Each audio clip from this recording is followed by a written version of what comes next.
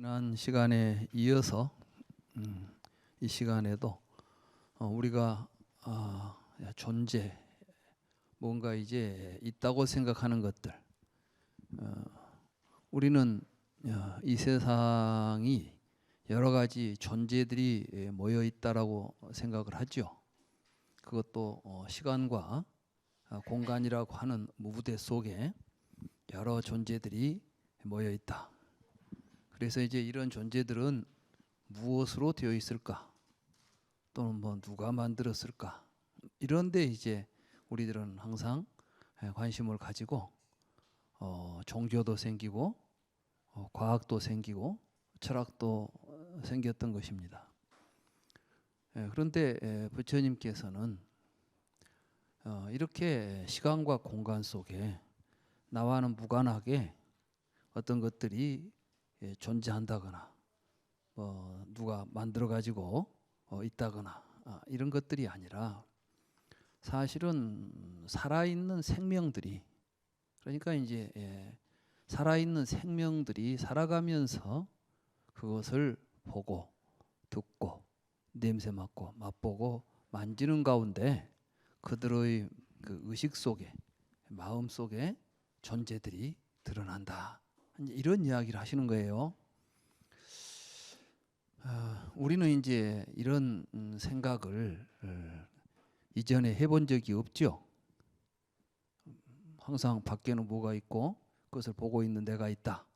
이런 생각에 지금까지 이제 빠져가지고 다른 생각을 해보지 않았기 때문에 이런 말씀이 굉장히 이해하고 또 받아들이기가 어렵습니다. 그래서 어렵다, 불교가 어렵다 이렇게 이제 말하는 것입니다. 그러나 우리는 그것이 비록 지금 내 생각과는 틀리고 또 내가 이해하기 어렵다 할지라도 우리는 그것이 진실인지 아닌지는 생각을 해볼 필요가 있습니다. 그렇겠죠? 아무리 나는 그렇게 생각을 해도 사실이 아닌 것을 잘못 생각하고 있다면 내 생각을 고쳐야 되겠죠. 그러니까 우리가 불교를 공부한다는 것은 내 생각대로 부처님 말씀을 이해하려고 하는 것이 아니라 부처님의 말씀을 통해서 내가 지금까지 가지고 있었던 잘못된 생각을 고치는 것입니다. 이것이 불교 공부입니다. 그러니까 부처님께서는 우리들이 지금 이 세상에 태어나서 늙고 병들어 죽어간다고 하는 우리들의 생각, 우리가 이 세상에 태어나서 늙고 병들어 죽어간다는 생각은 기본적으로 이 세상은 나와는 상관없이 있고 이 세상에 내가 어디서 온지도 모르지만 하여간 왔다고 생각하죠. 그러니까 우리가 보통 말할 때 이 세상에 와서 저 세상으로 간다 이런 이야기를 하지 않습니까? 이 말 속에는 어떤 의미가 들어있냐 하면 세상은 나와는 무관하게 밖에가 있고 나는 이 세상 저 세상을 돌아다니는 존재인 것처럼 생각하는 거예요. 그러면 이 세상과 무관하게 나는 이 세상 어디 바깥에서 왔다가 또 이 세상 다 살고 또 다른 세상으로 간다고 한번 가정을 해봅시다. 그런 내가 어떻게 생겼을까요? 이제 사람들은 이 몸은 죽어도 그냥 이 세상에 남기고 가니까 아마 몸속에 들어있는 무엇이 하나 다니면서 이 세상 저 세상을 돌아다닐 것이라고 생각을 할 수도 있습니다. 우리는 그것을 이제 아트만이라고도 인도 철학에서는 아트만이라고 불렀고 우리가 볼 때는 이제 나라고 부르는 것이죠. 자아라고 부르는 것. 근데 부처님께서는 그 자아가 실제로는 존재하지 않는다는 사실을 깨달았던 것입니다. 그러면 우리의 존재는 어떤 것입니까? 사실 우리는 이 세계와 분리되어 있지 않습니다. 여러분들은 몸만 보더라도 여러분들의 몸이 밖에서 음식물과 여러 가지 우리에게 필요한 영양소가 몸으로 들어오지 않는다면 여러분들은 몸은 유지될 수 있겠습니까? 안 되겠죠. 여러분들의 생각은 어떻습니까? 여러분들의 생각은 바깥에 여러분들의 정신이라고 하는 것이 여러분들의 몸이 없어도 그냥 정신이 혼자 존재할 수 있을까요? 또 여러분들이 뭐 영혼이나 정신이라고 하는 것을 이제 가정해서 밖에 뭘 보지 않고 듣지도 않고 바깥에 대한 아무런 정보도 없는데 여러분들이 뭔가에 대해서 생각도 하고 뭐 정신적인 작용을 일으킬 수 있을까요? 사실 우리들의 마음, 의식, 정신 이렇게 우리가 부르는 것들은 전부 우리가 보고 듣고 냄새 맡고 맛보고 만져서 생각했기 때문에 형성된 것들입니다.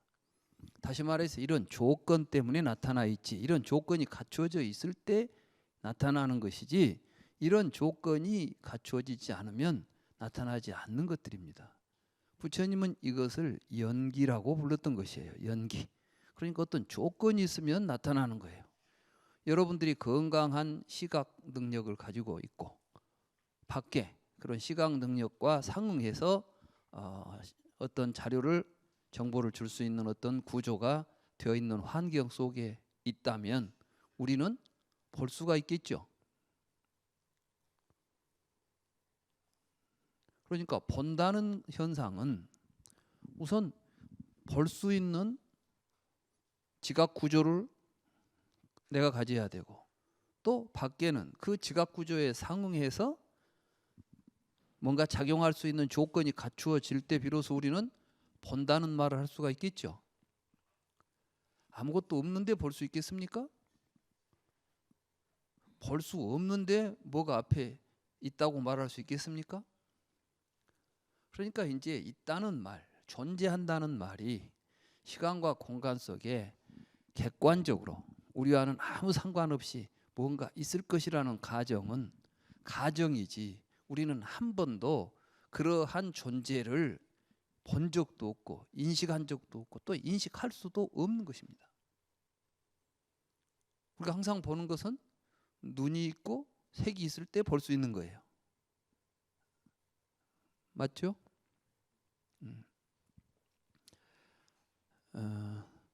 참 우리는 너무나 지금까지 바깥에는 세계가 있고 몸 안에는 보는 내가 있다라는 이 생각으로만 세상을 살아왔고 이것이 우리 대에서 시작된 게 아니죠. 아주 수만 년 전에 인류가 살아오면서 그 생각을 가지고 살면서 지식을 만들었고 언어를 만들었고 사고방식을 만들었기 때문에 우리는 너무나 당연하게 그 속에 빠져 있는 것입니다. 부처님이 왜 위대하냐? 아무도 그 바깥 세상 그것을 뛰어넘을 생각을 해보지도 못하고 그 안에서만 이런저런 생각을 하면서 내 생각이 맞다, 네 생각이 맞다 이렇게 서로 다투는 것을 보시고 부처님께서는 이 모든 생각이 정견을 잃었다. 바른 관점을 잃어버렸기 때문에 나타난 것이다. 이게 이제 중도인 것입니다. 중도. 그리고 조건에 의해서 나타난다. 이 연기인 것입니다. 그래서 이제 이 연기에 의해서 연기적으로 어떻게 우리가 보고 있는 이 세상, 말하자면 중생들의 고통스러운 세상, 우리들이 잘못 보는 세상도 조건 때문에 나타난다는 거예요. 우리는 지금 중생들은 세상을 잘못 보고 있지 않습니까? 이 잘못 보는 것도 어떤 조건이 있으니까 나타나고 우리가 이제 그것을 알고 우리가 잘못된 생각을 고치게 되면 우리는 세상을 다른 식으로 볼 수가 있다는 것입니다. 사실 불교는 이제 그 이야기를 하는 거예요. 그러니까 불교는 항상 두 트랙으로 이제 법이 설해집니다. 하나는 무엇이냐면 우리가 지금까지 가지고 있었던 우리들의 생각이 어디에서 근원하고 있는가, 어디에서 출발하고 있는가를 밝혀주는 가르침이 있습니다. 그러니까 이제 우리 자신의 모습을 우리가 스스로 깨닫게 하는 것이죠. 이걸 깨달았으면 우리가 이제 생각을 바꾸었을 때는 어떤 세상이 드러나는가 이야기를 해야 되겠죠. 그래서 부처님께서 이제 연기법을 말씀하실 때 보면 유전문과 환멸문으로 이야기를 하십니다. 그러니까 유전문에는 무명이 있으면 생로병사가 일어난다 이렇게 말씀하셨죠. 무명이 사라지면 생로병사도 사라진다 이렇게 말씀하신 거예요. 우리가 지금 불교 공부하는 목적은 무엇입니까? 생로병사를 극복하기 위해서 하는 거 아니에요. 생사의 괴로움에서 벗어나기 위해서 하는 것입니다. 그러면 여기에서 벗어나기 위해서는 그 원인을 알아야 되겠죠. 왜 생로병사가 일어난다고 부처님께서는 말씀하셨어요? 무명 때문에. 그럼 무명이 사라지면 생로병사도 사라진다. 우리는 그 말이 또 이해가 안 되죠. 내가 태어나서 늙고 병들어 죽는데 깨달으면 이제 안 늙고 안 죽는단 말인가? 이런 생각을 하게 돼요. 그래서 이제 우리는 존재 실상에 대해서 먼저 이해를 하고 왜 무명이 사라지면 생사가 사라진다고 하는지 그런 말의 뜻을 이제 부처님의 가르침의 입장에서 바르게 이해할 필요가 있는 것입니다.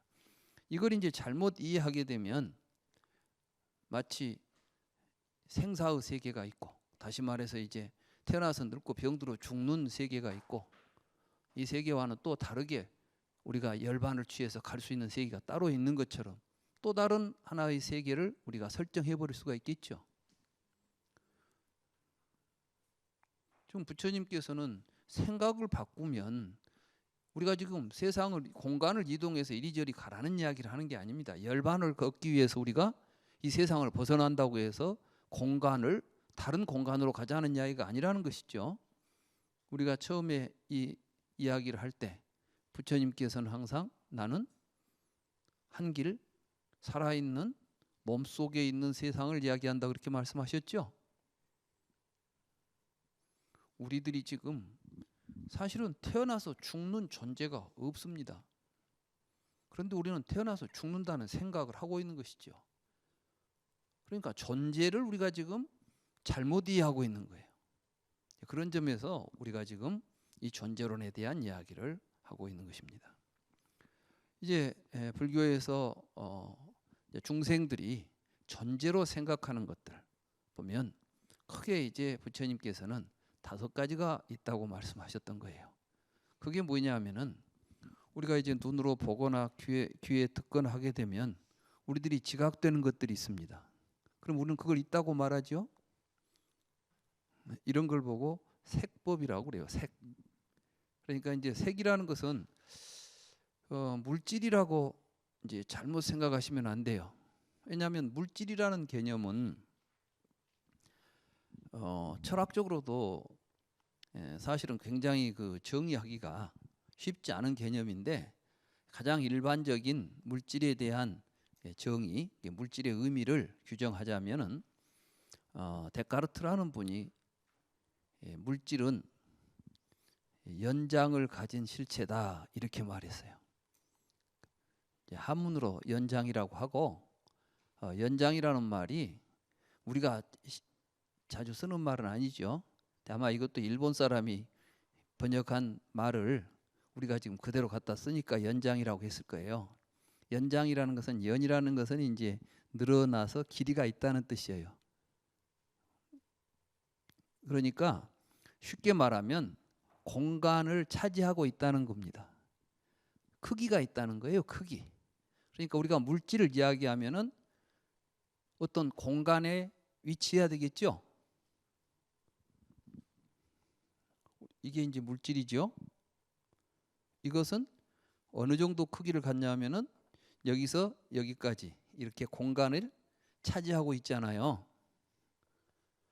이게 아무리 쪼개도 작아질지언정 공간에서 사라지진 않아요. 이 공간을 점유하고 있게 된다는 말씀이죠. 이게 물질이에요. 그리고 그것은 이제 실체라는 말을 썼습니다. 이게 실체라고 할 때는 어떤 의미가 있냐면은 다른 것이 그것이 필요하는데 다른 존재가 필요 없는 거예요. 그러니까 스스로 존재하는 것이죠. 그 자체로서 존재하는 거예요. 그러니까 그것이 존재할 수의 존재의 원인이 타자에게 있지 않아요. 이게 다른 것 때문에 존재하는 것이 아니라 그 자체로서 존재하는 것이 실체예요.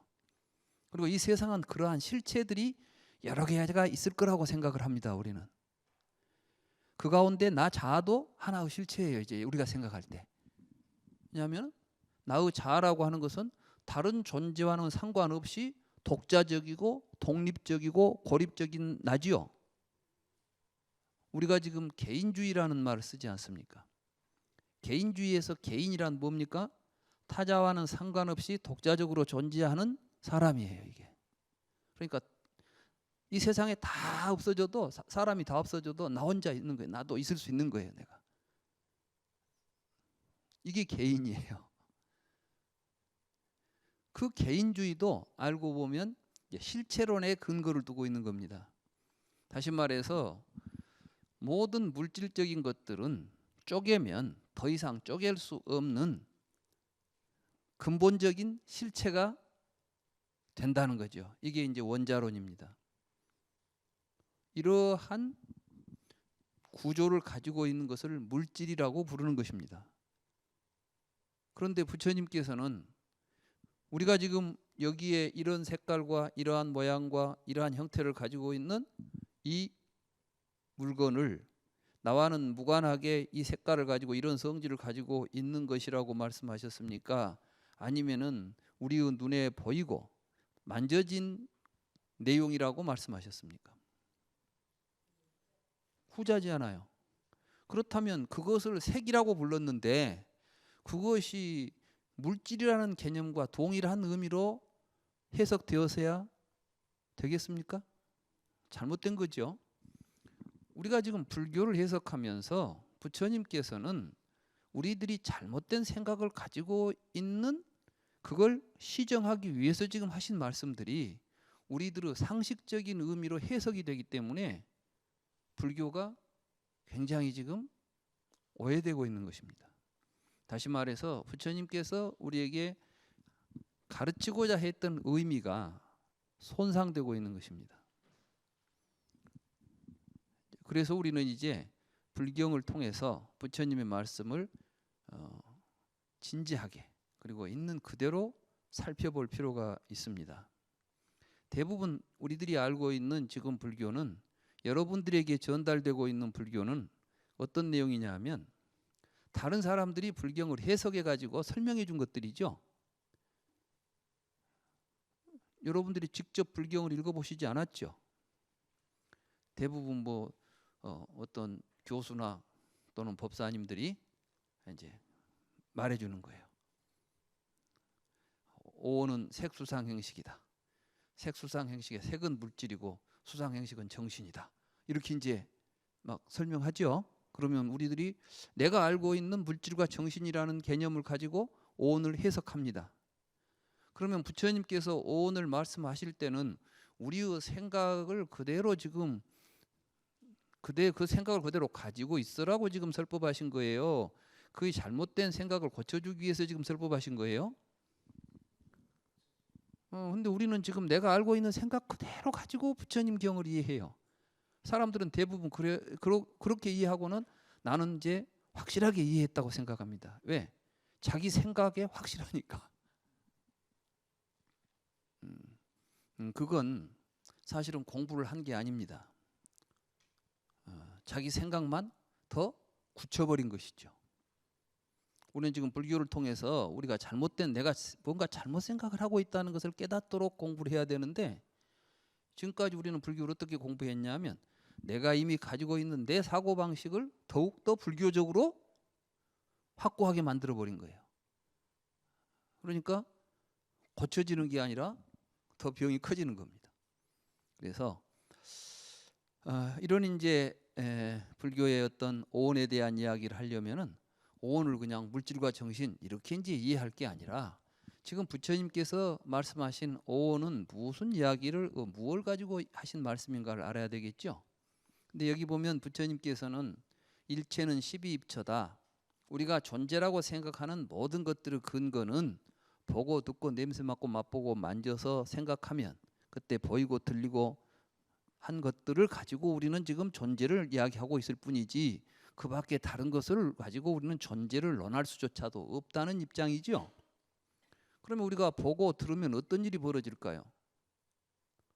우리는 보고 들으면은 보면 봄으로 해서 우리에게 보는 의식이 발생한다는 겁니다. 들으면 듣는 의식이 발생해요. 그러니까 안입이 설신의 색성향 미촉법을 조건으로 해서 이것들이 이제 서로 조건이 갖춰져야 돼요. 우리가 손바닥을 마주쳐야 소리가 나죠. 그런 것처럼.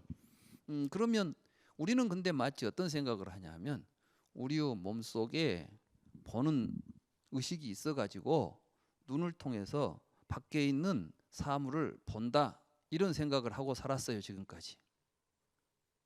어떤 분들은 그럼 그렇지 뭘 그게 무슨 문제냐 이렇게 이제 묻잖아요. 그게 문제가 있다는 거예요 부처님은. 지금 뭐가 문제냐? 사실은 의식이 있어가지고 보는 것이 아니라 보니까 의식이 생겼다는 거예요. 그러면 참 우리는 이해가 안 되는 거예요. 왜 이해가 안 되냐면 무슨 일이 벌어지려면 누가 있어야 일을 할 거 아니에요. 보는 놈이 있어야 보지. 보니까 보는 놈이 나타났다는 이야기가 지금 이해가 잘 안 되는 거죠. 여기에 이제 연기라는 말의 의미가 연기라는 말의 의미를 우리가 지금 부처님께서 자꾸 연기라는 말을 강조하고 나는 연기를 깨달았다고 말씀하신 이유를 알아야 되는 겁니다.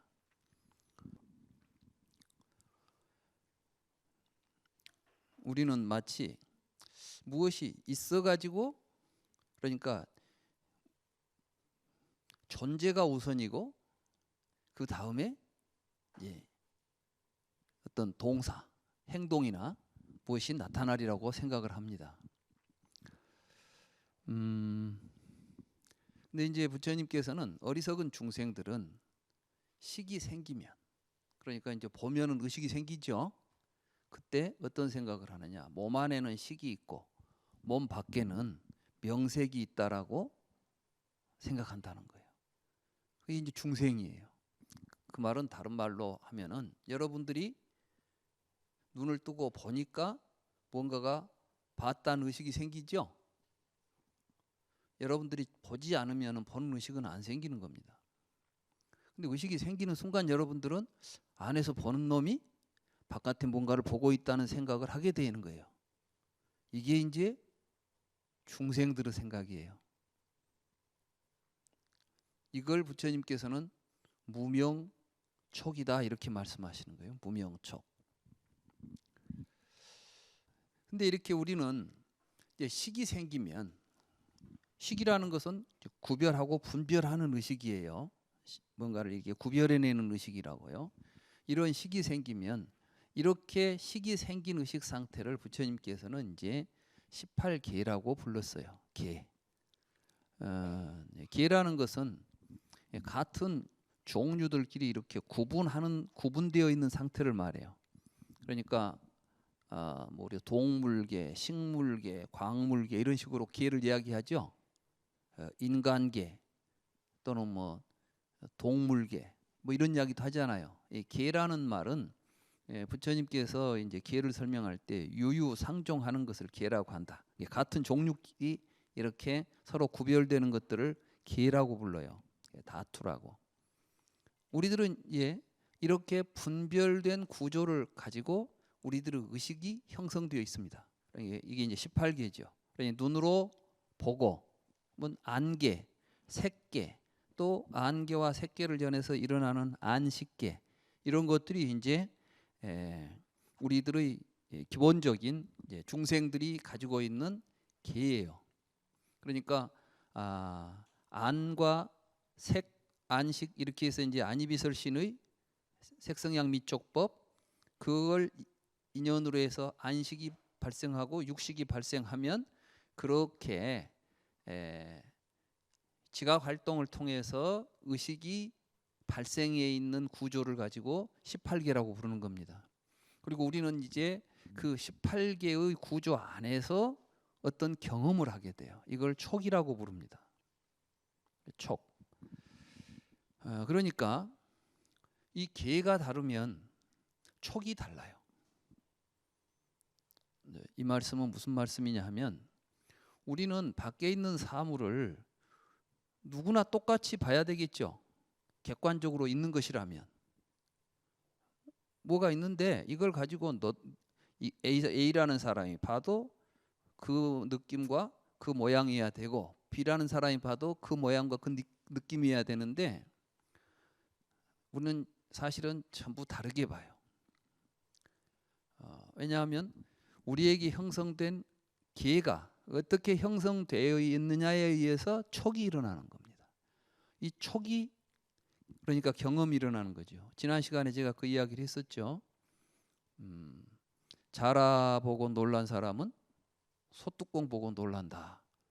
그 사람은 지금 자라라는 모양과 그 자라라는 모양을 통해서 그 사람이 경험한 의식은 뭐예요? 무서운 거죠. 말하자면 자라를 잘못 잡았더니 자라한테 물렸어요. 아프겠죠. 그러니까 저거 무섭다. 이제 그것만 봐도 무서운 생각이 나는 거예요. 제가 빨간 장미만 보면 복통이 일어난다는 이야기도 했었죠. 어떻게 빨간 장미가 우리에게 복통을 일으키겠냐. 하지만 그 사람 의식계 속에는 그렇게 형성되어 있는 거예요. 그러니까 우리들의 의식이라고 하는 것이 본래부터 존재하는 것이 아니라 경험을 통해서 의식이 계속 형성되고 또 변화해 가고 있고 이렇게 우리들의 의식의 상태에 따라서 우리가 살고 있는 세상이 우리에게 다른 모습으로 나타나게 된다는 것입니다. 이걸 이제 불교적으로 이야기하면 일체 유심조 또는 유식무경 말하자면 우리들의 의식이 있을 뿐이지 바깥의 대상이라는 게 실제하지 않는다 이런 말들을 하는 겁니다. 그러니까 이제 초기 경전에 이런 18개와 촉 이런 것만 잘 우리가 이해를 해도 대승경전에서 이야기하는 일체 유심조라거나 또는 뭐 유식사상에서 이야기하는 유식무경이라거나 이런 이야기들이 결코 부처님의 가르침하고 다르지 않다는 것도 알 수가 있는 것입니다. 많은 사람들은 이 초기 불교를 말하자면 부처님의 가르침을 이렇게 제대로 이해를 못하기 때문에 대승사상하고 초기 부처님의 가르침은 전혀 다른 사상처럼 또 이야기하는 분들이 계세요. 근데 이렇게 경전을 이제 근본적으로 부처님의 말씀에 의거해서 잘 살펴보면 결국은 부처님의 가르침이 대승불교에서 그대로 지금 다시 더 발전적으로 해석되고 있다 이렇게 말할 수가 있는 것입니다.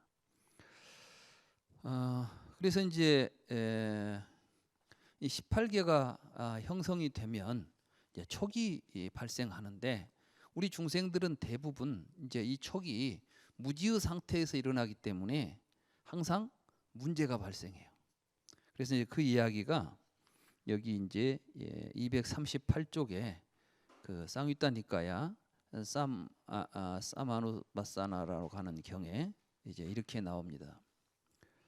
비구들이여 의가 있고 법이 있고 무명계가 있다. 그러니까 이제는 계를 또 이야기할 때 부처님께서는 명계와 무명계 이렇게도 나누기도 해요.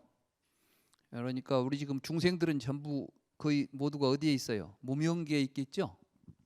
그러나 이제 깨달은 분들은 어디에 있습니까? 명계가 있어요. 명계.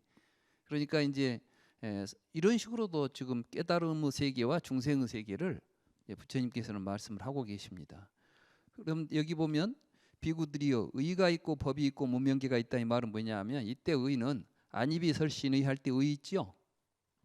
그 다음에 이제 법이라는 것은 색성양 미촉구 할 때 이 법을 이야기하는 거예요. 그러니까 의계와 의가 있고 법이 있는데 그러니까 이제 우리가 의로 법을 인식하지 않겠습니까? 그때 우리 중생들은 지금 무명계에서 그 의와 법에 의해 이제 지각을 하면서 산다는 이야기예요. 그러면 무명촉이 일어나겠죠. 보면은 의식이 발생하고 식이 발생해서 이제 18개가 형성된 가운데서 우리가 촉이 발생한다고 했는데 이때 무명계에서는 무명촉이 발생한다는 거예요. 그러면은 무명촉에서 생긴 느낌에 의해 길러진 무지한 범부들에게 내가 있다는 생각이 있다. 우리는 전부 이제 내가 존재한다, 내가 있다는 생각을 하는 거예요. 내가 있다라는 생각은 어디에서 비롯된 것이냐 하면 바로 무명계에서 무명촉에서 생긴 느낌에 길들여져 있어요. 여러분들은 눈으로 뭘 보면 우리들에게 이제 촉이 발생할 때 제일 먼저 나타나는 현상이 느낌이에요. 여러분들은 뭘 보면은 일단 느낌이 오죠. 꽃을 보면 아름답다. 근데 어떤 사람은 꽃을 보고 막 복통이 생긴다. 뭔가 이제 느낌이 있는 거예요. 느낌이. 여기에 우리는 길들여져 있다는 거예요. 그래서 이제 이 이야기는 뭐냐면 사실은 촉에서 수가 발생한다. 이게 이제 부처님은 계속 지금 12처 18개 오온을 이 개념적으로 열거하고 계시는 게 아니라 12처라는 가르침을 통해서 우리에게 18개가 발생한다는 이야기를 하려고 하는 거예요. 지금 불교 교리는 이 세상의 모든 것을 12가지로도 나누고 18가지로도 나누고 5가지로도 나누고 이런 식으로 이야기를 하고 있는 게 아니라 부처님은 지금 우리들의 의식계가 어디에 근거를 두고 있냐 하면 12처에 근거를 두고 우리들의 의식계가 형성이 되는데 그렇게 형성된 의식계를 18개라고 부르는 겁니다. 그 의식계를 토대로 해서 우리는 경험을 하게 돼요. 그러니까 여러분들이 하는 모든 경험은 사실은 기존에 여러분들이 경험해서 형성된 의식이 다시 경험을 하게 돼요. 또 경험을 하게 되면 새로운 의식이 이제 나타나겠죠. 이렇게 해서 우리들의 의식은 계속해서 성장해 갑니다. 증장한다고 그래요. 이걸 보고 이제 식주 증장한다. 식은 식이 어떤 대상에 머물면서 커간다는 거예요. 이건 우리들의 일상적인 이제 삶을 보더라도 쉽게 이해할 수 있습니다. 어려서 여러분들이 이제 이 세상에 태어나 가지고 지금까지 쭉 살아오면서 여러분들의 의식은 태어날 때 의식을 가지고 지금까지 그대로 살고 있습니까? 아니면 계속해서 여러분들의 의식은 성장했습니까? 성장했잖아요. 그러니까 의식이라는 것은 어떤 조건 아래서 계속해서 성장했겠죠. 근데 우리는 지금 여러분들은 그것이 어떤 조건 아래서 어떤 과정을 통해서 성장했는지에 대해서는 한 번도 생각해 본 적이 없죠. 분명히 우리들의 의식은 변해왔어요. 성장해 왔습니다. 그런데 여러분들은 어렸을 때 의식이나 지금 의식이나 내 의식은 같은 의식이라고 생각을 하고 있어요. 그러면 제대로 지금 알고 있는 겁니까? 잘못 알고 있는 겁니까? 잘못 알고 있죠. 그러니까 여러분들은 지금 현재의 의식이 어떤 상태가 되어 있으면 그 상태에서 벗어날 수 있는 길이 있다는 것도 생각하지 못해요. 대부분의 이제 사람들이 정신적으로 고통을 겪고 있는 사람들이 현재 자기 의식이 사실은 지금 내가 불안한 의식, 나에게 지금 고통스러운 의식이 일어나고 있다면 그러한 고통스러운 구조를 갖도록 한 원인이 있을 거 아니에요. 아, 내가 지금 나에게 일어나고 있는 불안, 초조, 두려움, 고통 이런 것들은 내가 전에 이런 생각을 가지고 이렇게 행동했기 때문에 일어났구나라고 안다면 우리는 그것을 바꿀 수 있겠습니까? 없겠습니까? 바꿀 수 있겠죠. 생각을 바꾸면 의식이 바뀔 수 있는 것입니다. 그런데 사람들은 나는 안 돼. 나는 어쩔 수 없어. 나는 이런 사람이야. 나는 그것만 보면 막 성질이 나. 나는 그것만 보면 막 나는 장미꽃만 보면 막 배탈이 나. 그러니까 난 장미꽃 내 옆에 두지도 마라. 막 이런 식으로 우리는 살아요. 그러니까 전부 자기 자신을 하나의 고정된 실체로 붙잡고 사는 거예요. 여기에서 우리는 고통으로부터 벗어날 길을 찾지 못하고 있는 것입니다. 그리고 부처님께서는 이제 잘 보라는 거예요. 무상하다는 거예요. 계속 변하고 있다는 거예요. 그러니까 이 변화를 어떤 식으로 내가 원하는 식으로 변화할 수 있다는 거예요. 이게. 그러니까 불교를 공부한다는 것은 이러한 사실을 정확하게 이해하고 거기에 기초해서 자기의 삶을 자기가 스스로 개선하고 변화시킬 수 있는 것입니다. 이걸 우리가 이제 다른 말로 말하면, 불교적으로 말하면 수행이다 이렇게 말하는 것이죠. 그런 의미에서 이제 내가 있다는 생각이 계속 일어나는 것도 지금 뭐예요? 무명촉에서 비롯된 망상일 뿐이에요. 그러니까 우리가 불교 공부를 잘 하다 보면 내가 있다는 생각 없이도 잘 살 수 있어요. 실제로 우리의 삶에서 여러분들이 기쁨을 느낄 때는 내가 있다는 생각이 없을 때 여러분들이 훨씬 더 깊이 행복감을 느낍니다. 그런 말 있잖아요. 세상에서 제일 즐거운 걸 뭐라 그래요? 무아지경이라고 그러잖아. 무아지경. 그러니까 나라는 생각이 사실은 우리를 굉장히 고통스럽게 붙잡고 있는데 우리는 마치 그놈이 없으면 못 살 것처럼 또 집착하고 있는 게 어리석음이에요. 그래서 이제 불교에서 무아설은 내가 없다고 그래서 살아있는 내가 어디로 나를 부정하자는 게 아니라 지금 이 살아있는 나의 참 모습을 바로 보고 살면 정말 행복한 삶을 지금 여기에서 누릴 수 있다는 겁니다. 그래서 이제 그런데 우리는 이 존재를 5가지로 생각하는데 이 5가지 존재는 실제로 밖에 뭐 5가지가 있어서가 아니라 우리는 지각 구조를 가지고 이 몸이 있기 때문에 이 몸을 통해서 우리가 할 수 있는 여러 가지 지각 활동들이 있죠. 보고 듣고 냄새 맡고 맛보고 이게 이제 색이에요. 근데 재미있는 것은 우리가 이 세계의 존재와 나의 존재가 항상 이렇게 서로 대칭적이라는 겁니다. 눈이 있으니까 색이 있었죠. 귀가 있으니까 소리가 있었죠. 내 몸이 있으니까 밖에도 내 몸과 같은 존재가 있다는 생각을 하는 겁니다. 여러분들이 느낌이 있죠. 느낌이 있으니까 밖에 그 느낌을 가지고 있는 존재가 있다고 생각하는 거예요. 저기 아름다운 존재가 있죠. 저 아름다운 존재가 있으니까 내가 아름답다고 느끼는 거예요. 근데 실제로 저기 아름다운 존재가 있을까요? 나와 무관하게?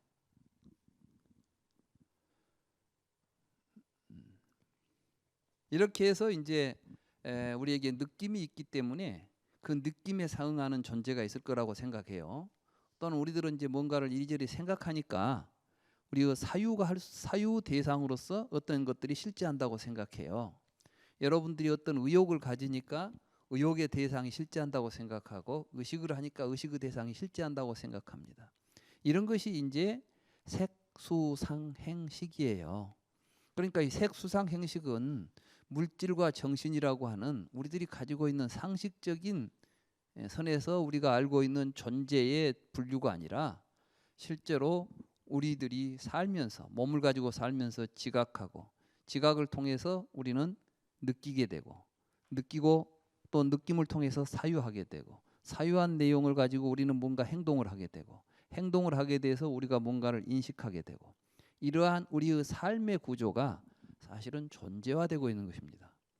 그러니까 불교에서 말하는 존재는 우리들의 삶이 존재화된 거예요. 그러니까 이제 삶이 없으면 존재가 없어요. 아마 이런 이야기를 하면 좀 억지 소리처럼 들릴 수도 있습니다만은 이제 깊이 사유를 하십시오. 정말 내 삶이 없으면 나에게는 나의 세계도 없고 존재도 없다. 그래서 부처님께서 가장 중요하게 생각한 것은 존재가 무엇이냐의 문제가 아니라 삶이 어떻게 나와 세계를 결정하는가를 지금 우리는 깨달아야 된다는 거예요. 내가 어떤 생각을 하고 어떻게 살아가느냐가 나와 나의 세계를 결정한다는 것입니다. 세계는 결정되어 있는 것이 아니라.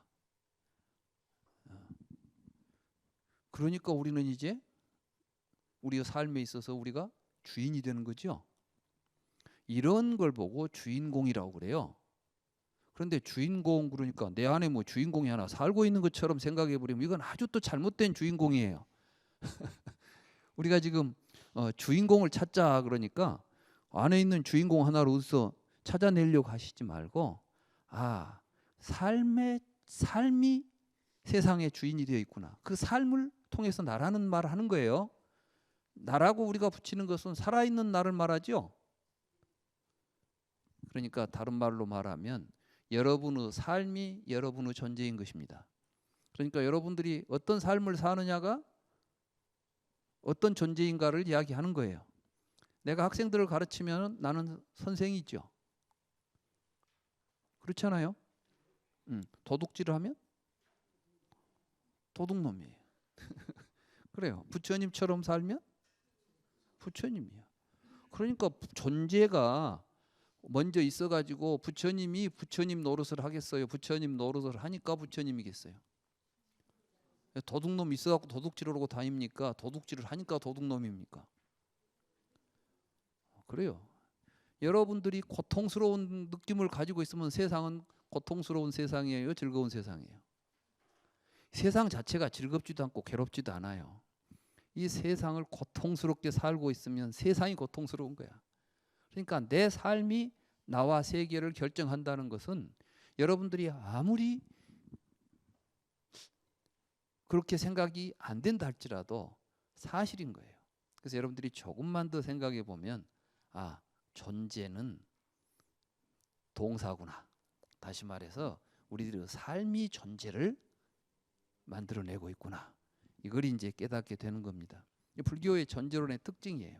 그래서 불교 존재론은 누가 세상을 만들었냐, 세상이 무엇으로 만들어졌느냐 이런 걸 따지지 않고 우리가 어떻게 보고 어떻게 느끼고 어떻게 사느냐가 나와 세상을 결정한다. 이런 존재론인 것입니다.